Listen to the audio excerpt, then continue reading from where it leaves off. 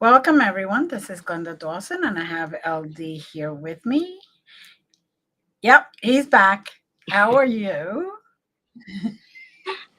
Anyway, we have Nice to know I was missed, I think. yeah, I don't know. Yeah. So, I'll try and make it worth your while. so tonight we have a phenomenal uh, guest, Patti Starr.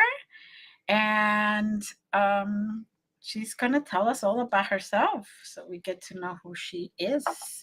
How are you, Patty? Oh, I'm great, great. And first of all, let me thank you so much for having me on your show. I'm loving it. Thank you so much. Thank you for coming on. It's early yet. Hopefully you'll be feeling warm and fuzzy at the end of it. That's our goal. Oh my gosh. Oh my gosh. So tell us about yourself so the audience can get to know you. Oh my goodness. Well, um, I started, a lot of people ask me how I got started. How about if we go there? Mm-hmm. And of course, I was very sensitive, intuitive, and so hold on a second. Don't do that. I got some new bar stools, and the kitties want to scratch them. So anyway, I'm so sorry.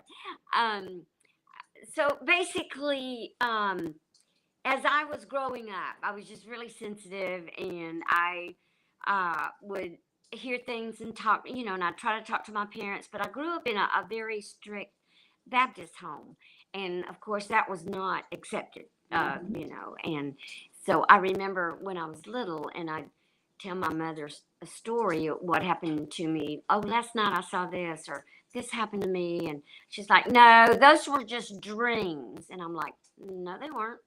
They happened, Mom. I talked to them. I saw them. I felt them." And she was like, "Oh, you just have a real big imagination. That's what that is." And I'm like, "It's real, Mama." And then she would say, "Well, we just won't talk about that. And for God's sake, do not tell the preacher." So for a long time, I thought I was doing something wrong. But and then of course, as I grew older, and when you have children, I think everybody becomes pretty intuitive when you have children, Mm-hmm. and things just kept happening, and then I accidentally started getting what we refer to as EVPs while I was at work, because I would have my recorder. I would go in early when there was nobody there, and I'd have my recorder, and I would say things like, "Oh, over by the khaki pants, we need to make a display. Be sure to bring in the new jackets that came in." I would just make notes like that. Right. And then I would also make notes of the things that I wanted to prioritize and get done. And then sometimes when I would play the recorder back to make my notes, to speak to my staff, I would hear things. I would hear a name, or I might hear "help me." "Help me" was a lot that I would hear.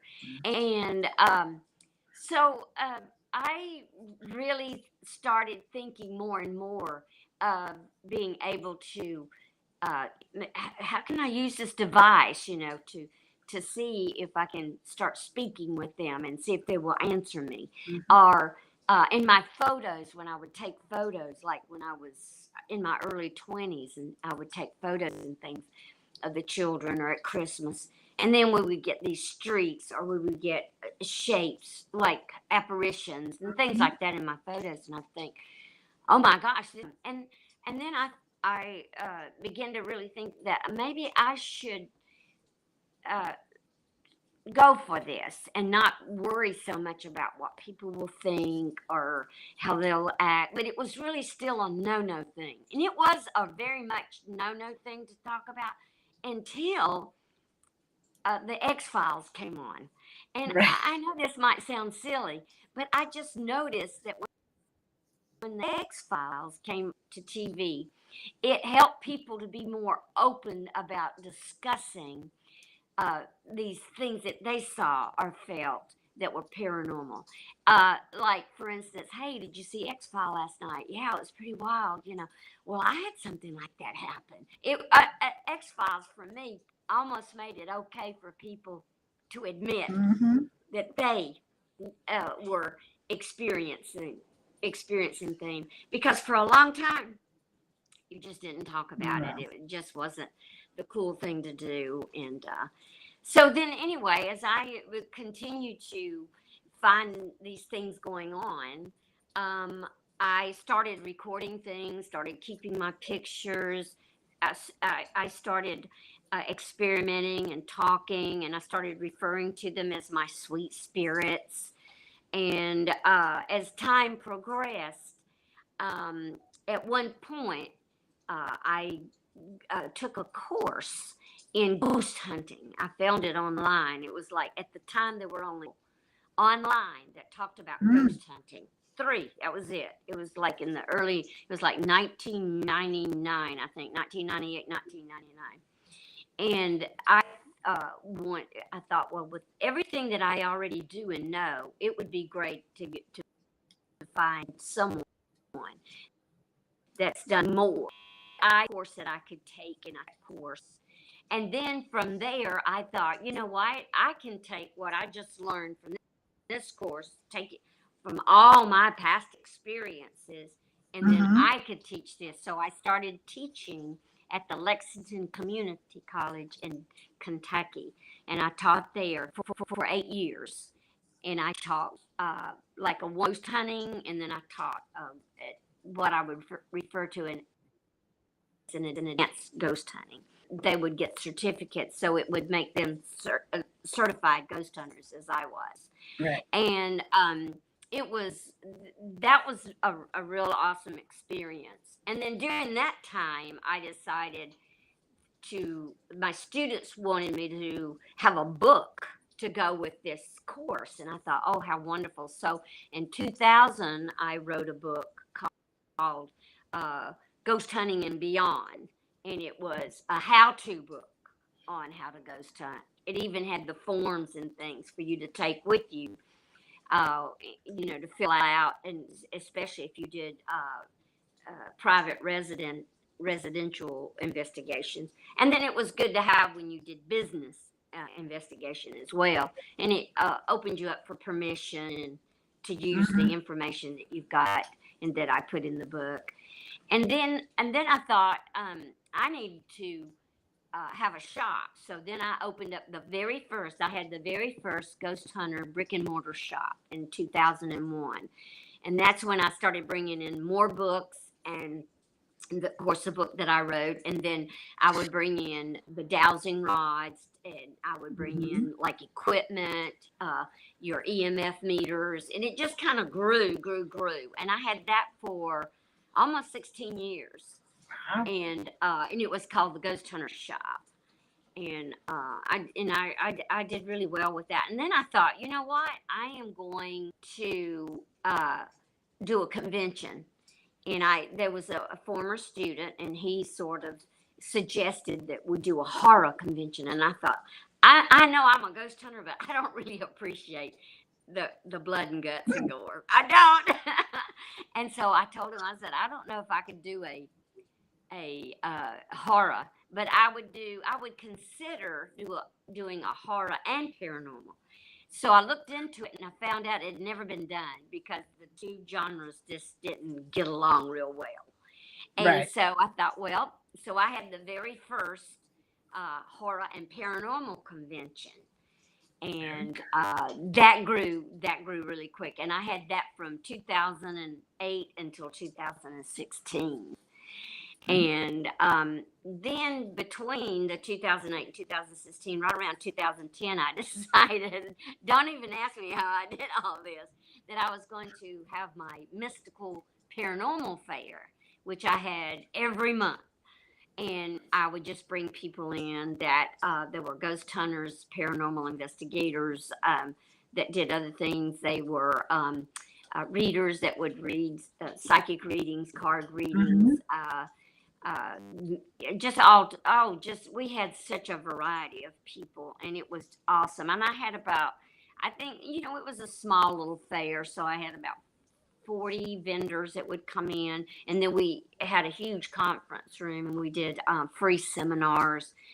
And then as the the Scarefest crew, we had between 10 and 15,000 people that would come to that event. And then, unfortunately, right around 2016, my husband became ill to the point where I had to start taking care of him. And then the last uh, 2 years of his life, which he passed in 2020, we I was pretty much 24/7, taking care of him. And so that's when I released everything and sold everything. And then and then when he passed, I moved to Nancy, Kentucky, which is a little lake community, which I absolutely love, Lake Cumberland. And so that's pretty much everything in a handbasket, I guess. And so, but from there, I just feel like when people ask me about ghost hunting and doing ghost hunting, I feel like I tell people I learned more about life from the dead than I did the living. Well, And what's it the was most nice. profound thing you learned from the dead? Oh my God. The big thing is energy, how they communicate and pass things on to us is through this amazing energy. And as I begin to learn and feel the energy, because that's what happened to me as a child, because I wasn't really ever afraid. There was one time when I had a shadow person when I was really young over my bed, and for just a moment I was very, very frightened until I started feeling the energy, and the energy made me laugh. And I thought that that's how I could identify whether something was okay for me or not okay for me. And so through just, I don't know, just it's just really funny, because I also learned that I would attract the type of energy that I attract was the type of energy that I would put out, like my frequency or my energy or my vibration. I would just keep drawing that into me. So, and that's why I started referring to them as sweet spirits.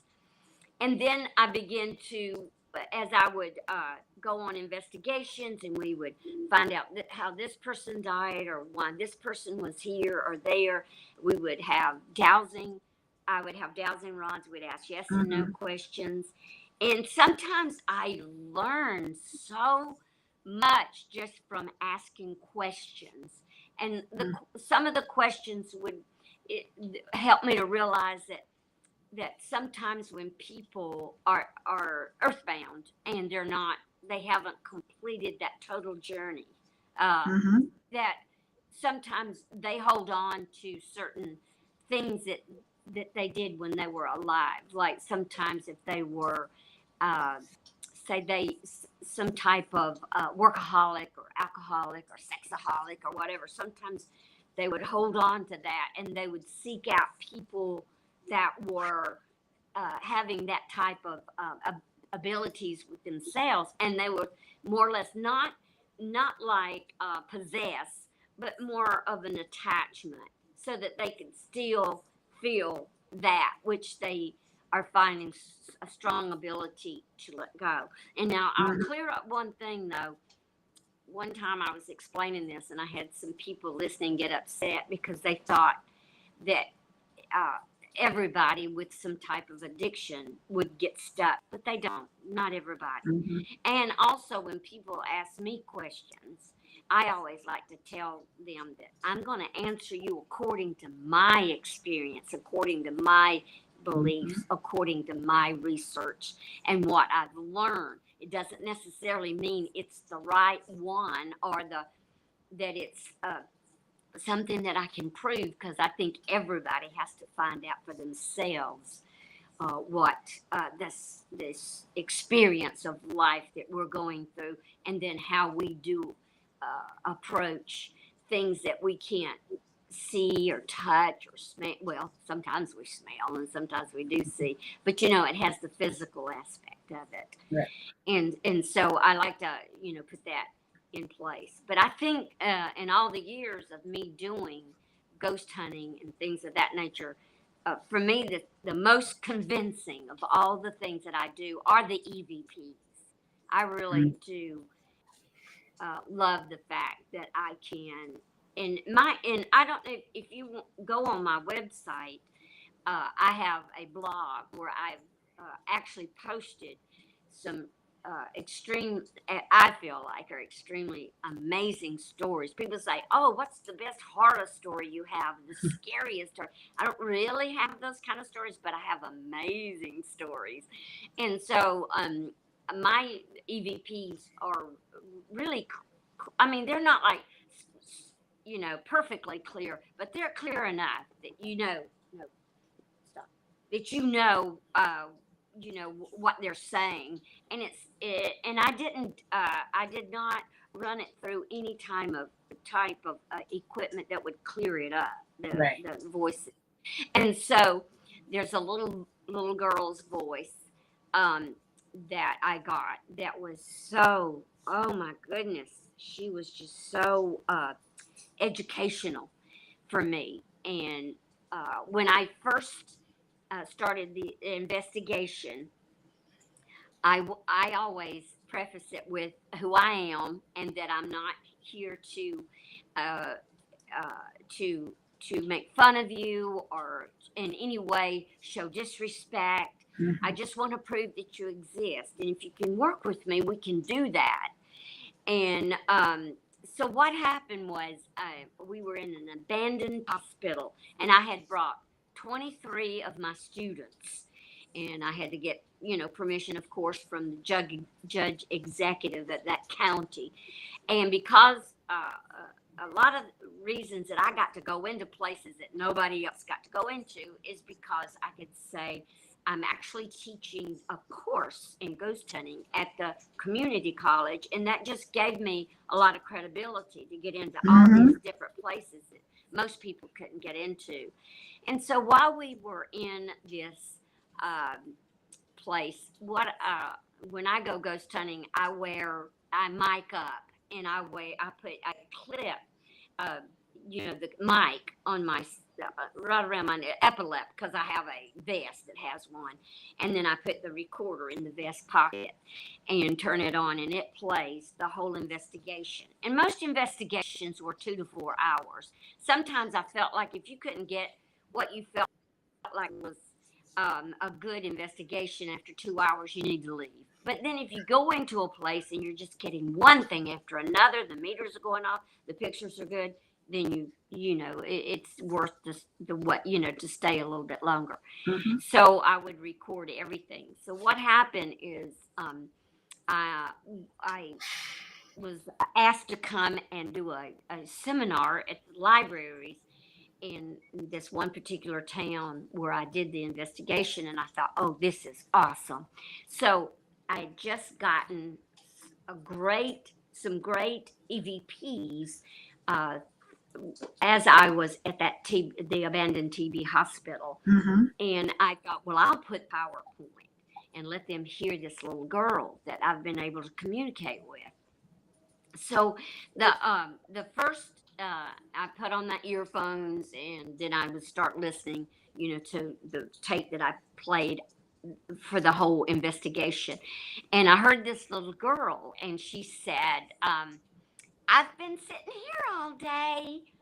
And I thought, oh my God, this is so awesome. So I put it in my file and I listed it as I've been sitting here all day.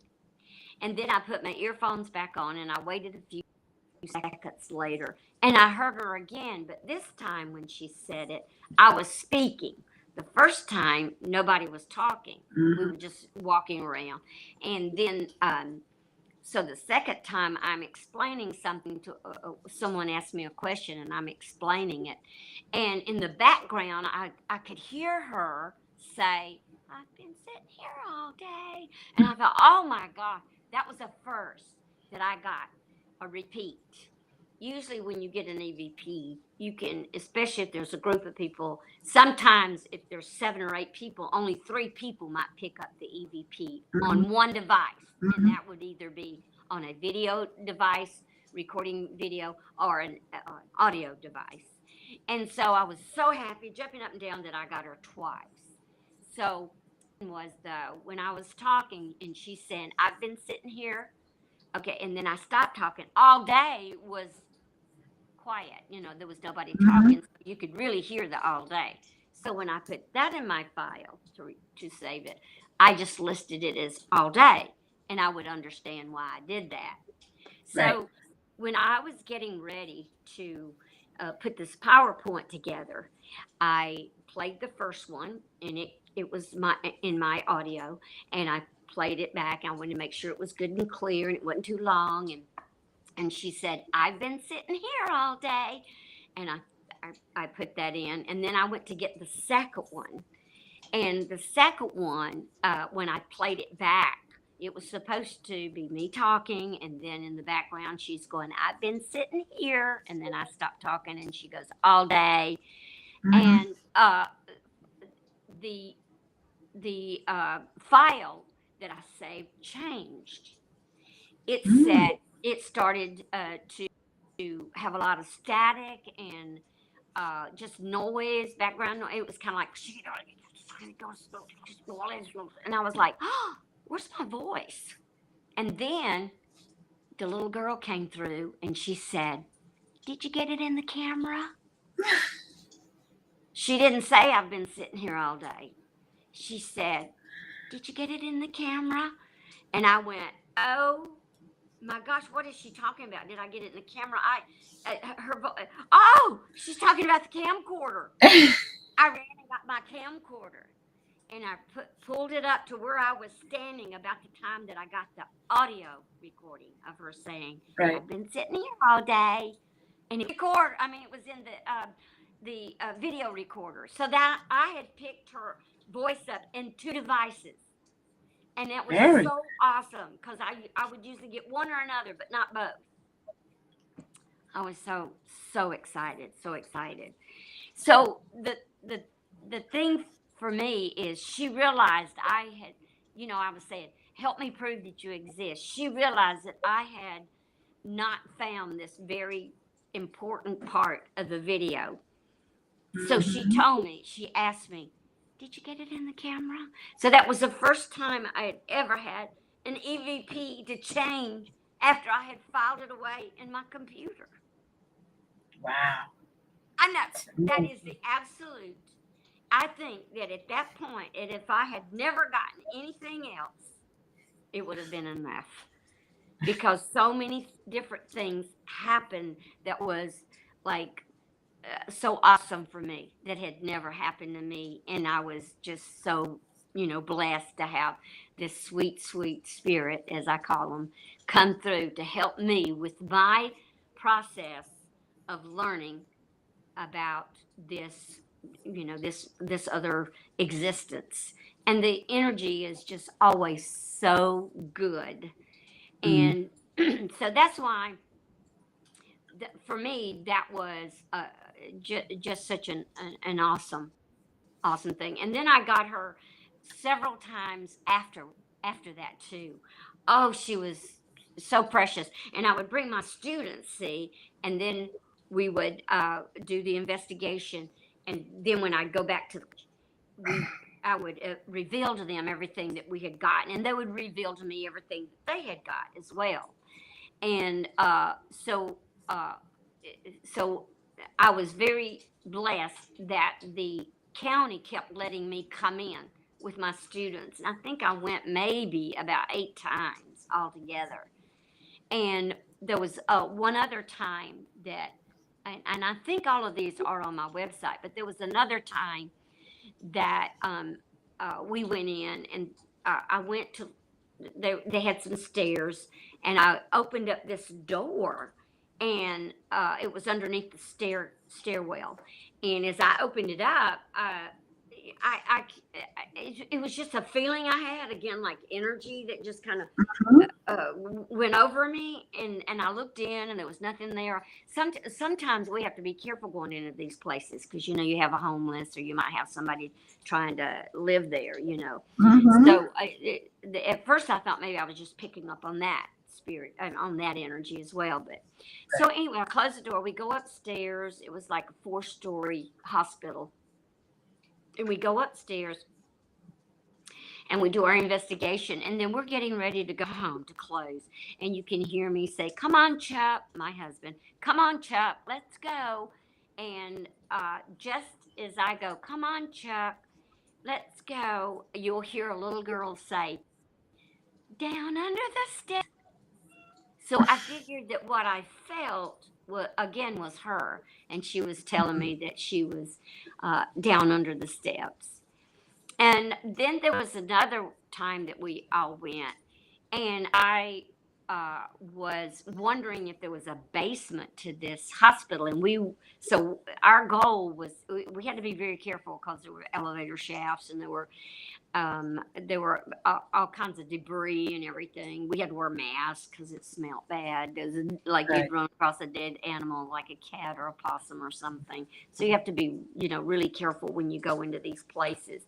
And so I said out loud to the students, "I wonder if there's a basement."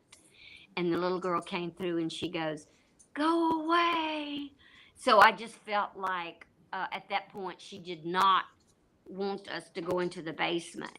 And then I read an Mhm. article like a few months later that they sent someone in. They were trying to sell the old hospital, so they sent someone in, and of course it didn't go through because of the asbestos, and it would cost millions of dollars to Mhm. do that. But they did say that when they went down into the basement, that they did some type of testing, and I may get this all wrong, but with my terminology, but they picked up on a bacteria or something that they didn't recognize. And so I'm glad we didn't go down into the Mhm. basement, because unfortunately that happens to a lot of these rambunctious types of ghost hunters. They'll get into places and then they get sick. They'll get an upper respiratory or something will happen, and so we always have to be extremely careful physically as we go into these places, that we're not getting like the black mold, and there's just a lot of things that we have to be careful, especially these abandoned places. Mhm. Now, you taught at a community college. I presume this was continuing ed? Oh yeah, this was a non-credited. Like you can go to the community college and learn how to bake cakes or take ballroom Right. dancing, or that type of thing. It was not accredited. Right, but you would give Accredited. them a Yes, certification that they completed the continuing ed. I read in your bio that you're certified. yes, and I did that online back in 1998. There was a couple that uh, they had a program where you could get certified, and I took their program, and they did like the EVPs, and they did videos and audios, Mhm. and I had quite a bit myself before I took the course. I just wanted to see what was going on with, and I was so happy to find them because, like I said at the time, there was only like 3 websites at the Mhm. time that had anything to do with ghost hunting, and I can't remember Dave and Sharon something. I can't remember their names, but and so what I did is I took my certification, and then what I had learned from them, and then I took all of my experiences and all my things that I had saved, my recordings, my pictures, Mhm. little ghost hunt things that I did way before I started teaching it. I had, oh my gosh, I had been ghost hunting, and I'd been written up in magazines and newspapers and just things like that, local, Mhm. and for a while, and I was able to use a lot of that in within what I wanted to do when I started doing the class. And then I did a PowerPoint, and we did 6 weeks. Each class was 6 weeks, the intro and then I think we met one night a week or something to that effect. Now, how did you Yeah. break all this to Chuck? Oh, when I was dating him. Mhm. How'd Okay. that work out? This is so cute. Okay. I learned I had been single for 7 years, Mhm. and I learned that when I dated, I better tell them on the first date that I'm a ghost hunter because it's not going to work out. Most of the time, it's like, oh no, I got this crazy woman, and so I just on our first date, I just told him. I said, "Well, I'm going to tell you one thing about me that I think you need to know right up front, right quick." And I told him I was a ghost hunter, and he kind of stood, kind of sat back a little bit and looked at me, and he says, "Well, I don't know if I believe in ghosts, but then I don't know if I don't believe in ghosts." So he was pretty open minded about it, and he did eventually just going with me. He was my videographer. He's so funny. He used to say, "Now I'm a videographer," and I didn't even know how to spell it. He was just real funny about things. And so he started witnessing things uh, and having moments where he couldn't explain what was going on, and he liked it. He was very, very, very supportive. Well, that's great.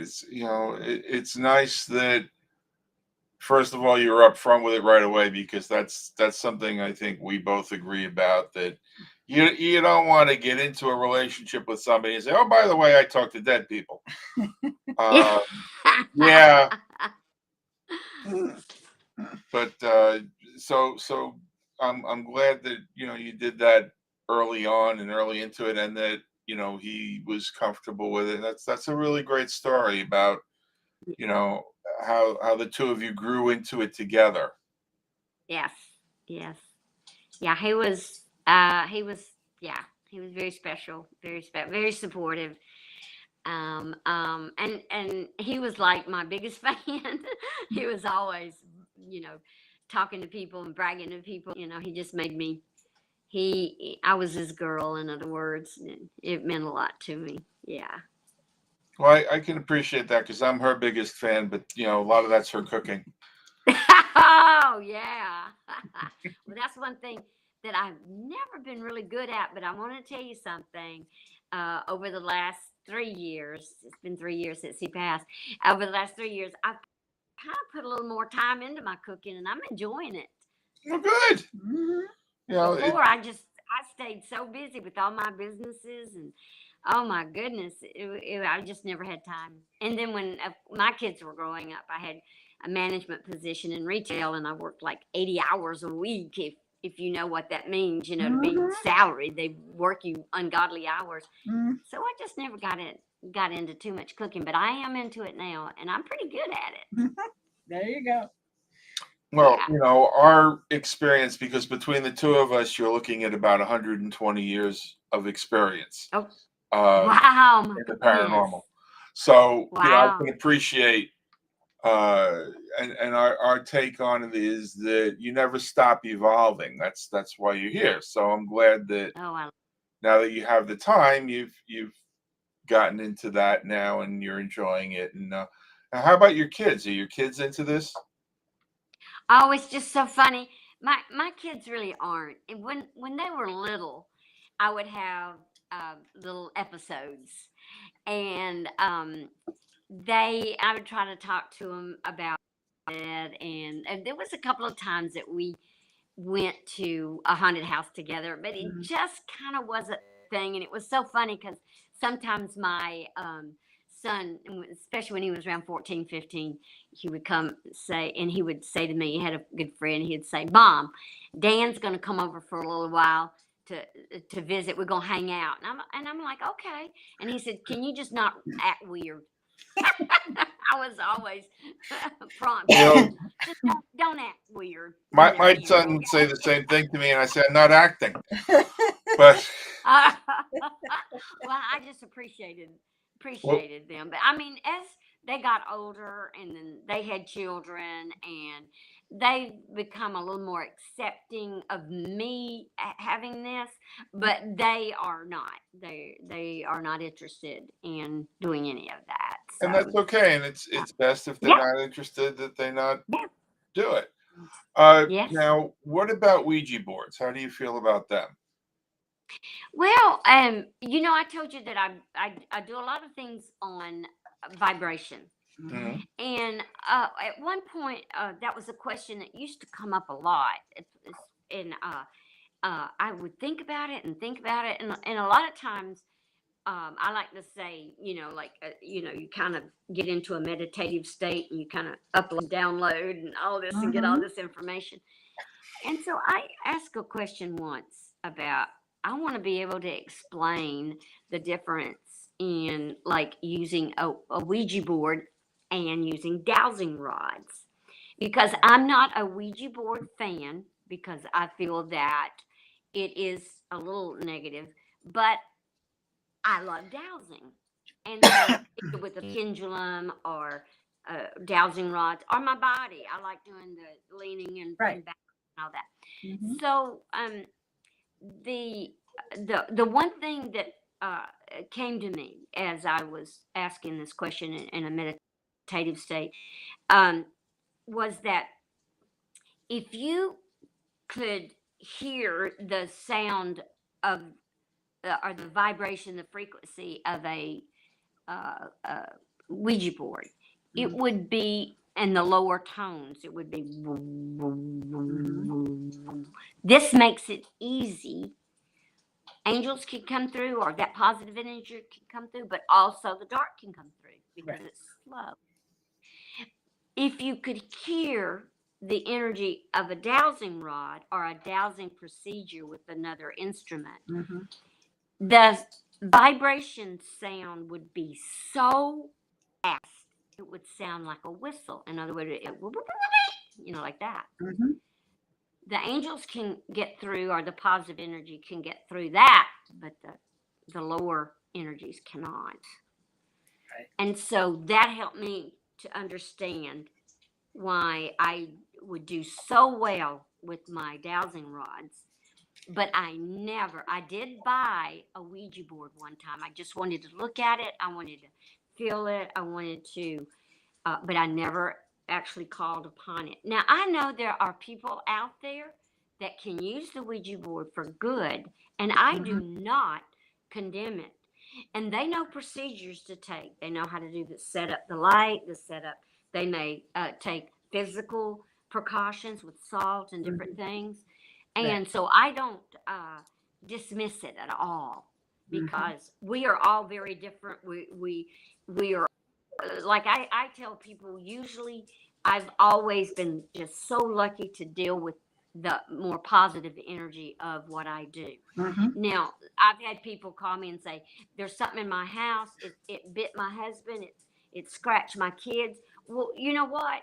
That would probably be a little too negative for me, because that's not where I feel I'm at my best. But I have friends that are like demonologists and they study that and they understand it. So I would recommend them Mhm. to go with someone that is better at that energy. I'm not saying that, oh, I'm so good that my light is so bright. I'm not saying that, but that's where my what I've learned from my energy. So I know there's a difference in the paranormal where you see things that are not really uh, uh, favorable as far Mhm. as going into a place, the smells or the being. Now I have been pinched, I've been kicked, and I've been pushed, but I never felt it was evil. I felt it was desperate. The Mhm. spirits were really trying to get my attention. Mhm. And so again, I still had a more positive reaction to it than that of being a demonic type of energy. I'm not saying it doesn't exist, but for me, I have not had to deal with the dark. Well, I'm You really know. glad you shared that because I think you're right. You know, the law of attraction, because you are so positive and you bring yourself to that higher frequency, and that's a lot of what you use to do your work. Um, that you basically are able to keep the lower frequencies away. Yeah. We get called in a lot of times when people have instigated and stirred things up, and like I said, you're looking at 120 years just about between us, and Right. Glenda is able to. We call it remediation and resolution. Actually, is what we do. Oh. We know it's there. Yeah. We're trying to get it to a state where everything can coexist in harmony.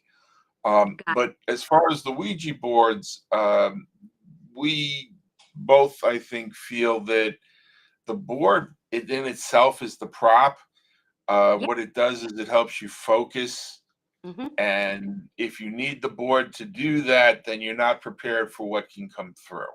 Right. Uh, and I would say that the people that use the boards, and I'm not, if they have their procedures and their protocols, then they're probably using the board as a means of part of what they do, as opposed to relying on the board itself. Oh Uh, yes. but I see what you're saying. our concerns is we know kids that go out and they buy these things. I've known kids that can open a portal playing a violent video game. Oh. Yeah, so that's why we kind of feel the way we do about it. But it's really nice to hear you go into the differences in the frequencies and how you keep it positive. That I don't think we've encountered someone that's framed it that way before. which, Oh which wow. is Well, a thank you. very, very good point because, like you said, the Ouija board brings stuff in, but it could bring positive or negative. Right. And there are certain things that will only bring positive or at least maintain the negative away. Like Right. Right. a pendulum will only give you yes or no answers, basically, Right. and it will not necessarily bring something in. It will Yes. just be like an amplifier to their voice, basically. Yes. Yes. And we've actually done work in places that were so negative that they shut all the electronics down. Hmm. Oh. And the only way that we were able to move forward was with a pendulum. And Oh. we were able to get all of the answers to the questions that were asked that day with the pendulum, and it kind of saved the day. Right. But Right. yeah, so we've experienced places that have been that negative. Right. So Right. yeah, but I really appreciate you framing it that way, because it is all about frequency, Yeah. and Hmm. a lot of the higher beings are on the higher dimensions and the higher frequencies. Right. Right. Right. And I agree with you. It's not everything that's negative is evil. Oh yes. But- Yes, I agree. Like think of personalities. Sometimes you can right. have a grumpy, sometimes you can have a spiteful, but it doesn't Hmm. necessarily mean it's evil. It Right. may be an uncomfortable energy where it wants to pinch or pull or shove, but it's sometimes when you begin to get connected and really communicating, you see where their pain is or where their frustration is, and Right. it's not evil or demonic. No, it's just that they're probably angry because 100 different teams asked them the exact same question. Can you knock on? Can you knock on the door, or can you knock on Yeah, the wall? And they're like, right. again, Or they've come in and been disrespectful and right? actually Oh, yes. vandalized, and Hmm. that's their home. Yeah. Yes, yes, yes. It's really funny because when I first started teaching and really getting big groups together, and then I would advise my students when they would leave my class to Hmm. to recruit in their little hometown or in their little communities, and Hmm. start their own little groups, which they did. And so uh, the the groups began to grow, and even I noticed when I retired, take care of my husband back in 2016, I started going on YouTube, and my son actually turned me on to it. I'm just right now. I'm just like a YouTube freak, and I watch YouTube every day. But I have a lot of different categories, and I have a lot of different subjects and things that I'm interested in. But I'm going to tell you something. I had no idea how many paranormal, ghost hunting, and there's so many out there, and they're fun because Mhm. some of them are very young, and a lot of it's you know based around drama because they have to get the clickbaits going, and things like that. Mhm. And but I've learned from those. I've watched them and I've thought, oh, I never thought to ask that question, or oh, I never thought to shine the light this way. I just Right. absolutely love all of the nuances and things that are happening with the ghost hunters now. But then again, Mhm.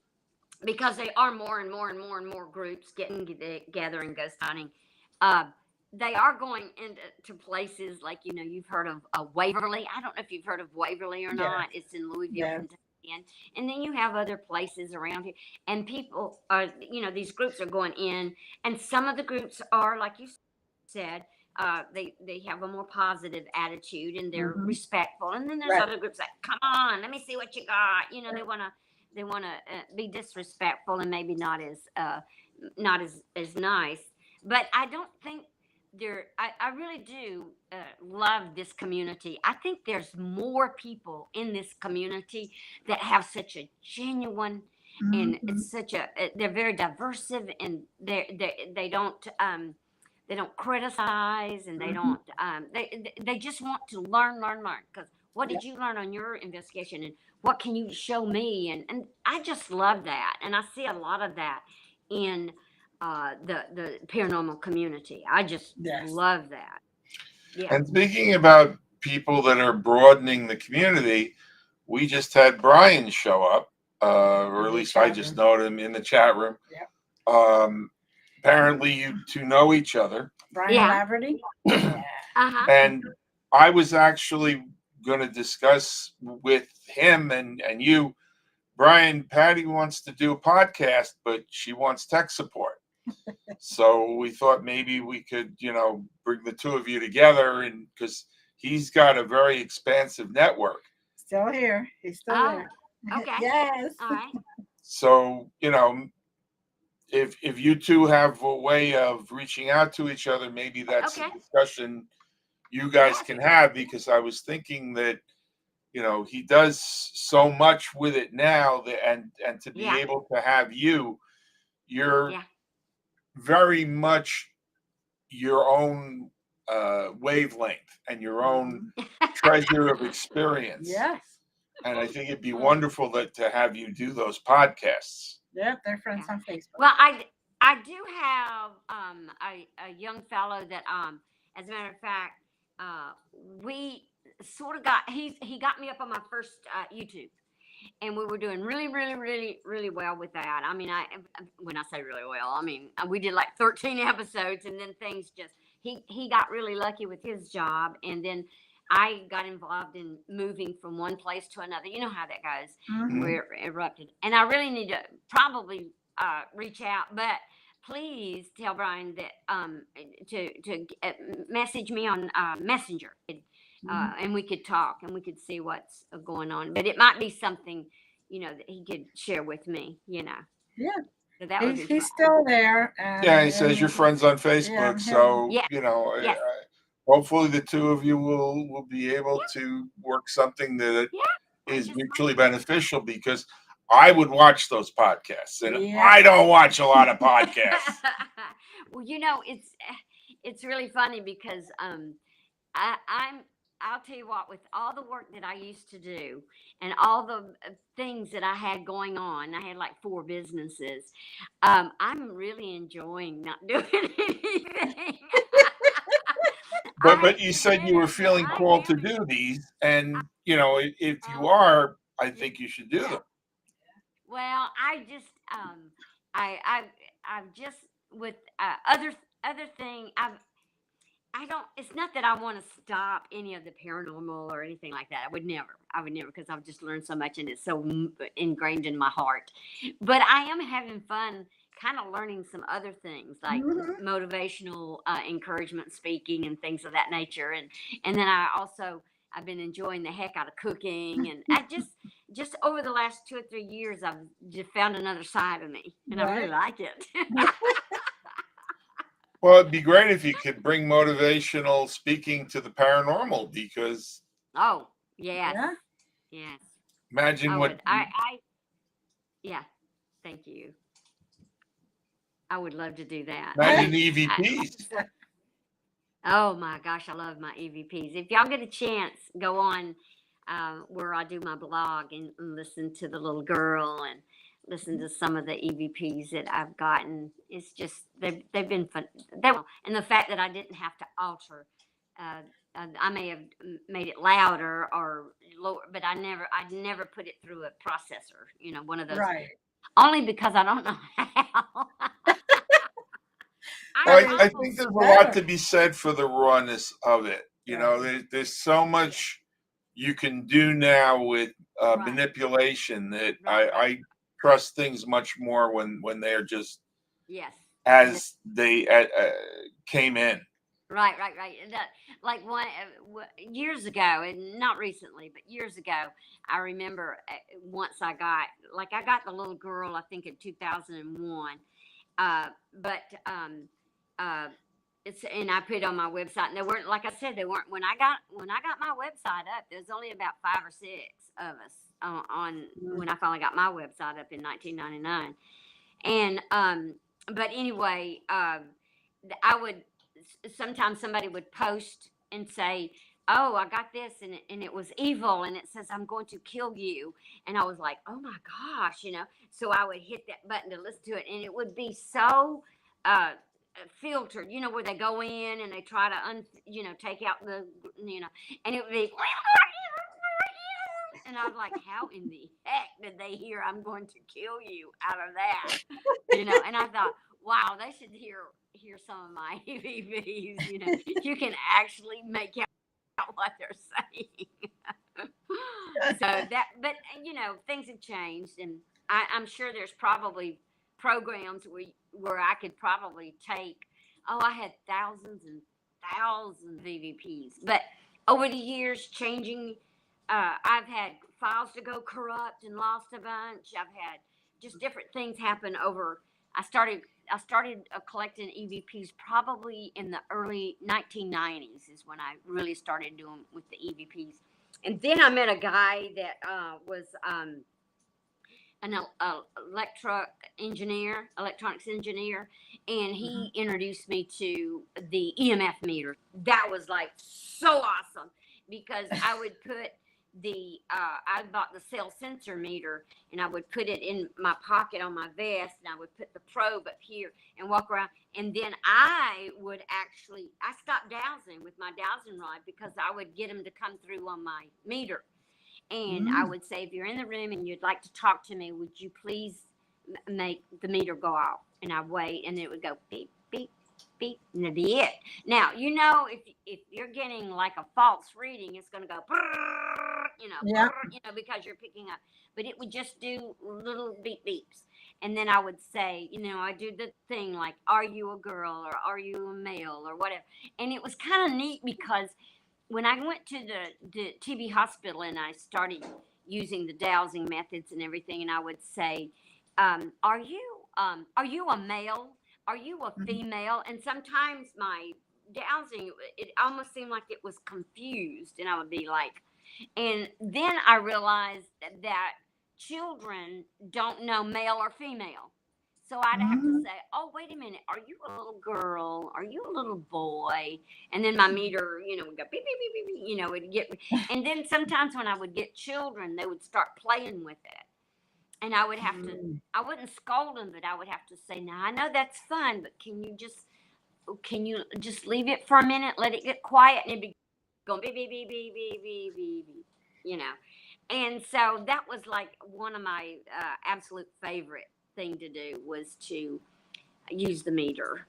So, if you know, like right now, if I had a choice, if somebody said that you can only take three things on a ghost investigation, it would be a recorder, an EMF meter, and uh, my phone to take pictures and videos, or either a video recorder, you know, that type Mm-hmm. of thing.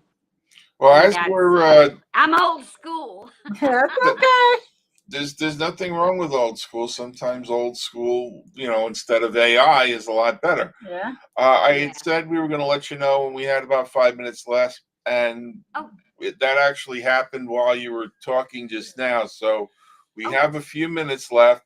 Is there anything you okay. want to touch on that? And Brian's saying he put Cooking with Patty on his network. Yeah, he said it would So be a great show. yeah, There you go. My but goodness. is there anything you want Yeah. to touch on before we go? No, just I just hope that people will just check out the website and listen to some of the audio. I mean, the audios that I took, and also I posted the little video. A little girl came through, and if you'll notice, her voice is clearer on the video than it is the audio. And she has a southern accent too. I loved it. She has a real southern. She says, "I've been sitting here all day." It has the cutest little accent. Yeah, that's it. And Oh, thank that's y'all so wonderful. much. This has been so much Thank fun. you. I hope Oh, you'll have me back. of course we will. This is Thank great. you. Thank Thank you. you. If just hold for a second, and we Okay. want to just tell everyone to, check her Patty stuff out. We have on the video, we've been putting up the websites, and also we will have Thank it you. all in the description. So please look at all the experience. Okay, And this and is how you you learn. you spoke about how files have been corrupted over time. You had a girl change what she said in the middle of a file that wasn't corrupted. Right. So No. people got to understand this energy is fluid. Hmm. Well, and this real quick. Well, I won't keep going. I know we got to cut, but I was going to tell you something else. Well, there'll be another day. There'll be another day. Yes, of course, definitely. Thank you, everyone. Thank you, Patty. Thank Thank you, you. everyone in the chat. Thank you, Brian. Thank you, Brian. Yes. Yeah. And I just want to say many blessings to everyone. And as always, we love you. And we're going to see you next week. Hold on, Patty. Bye. Bye.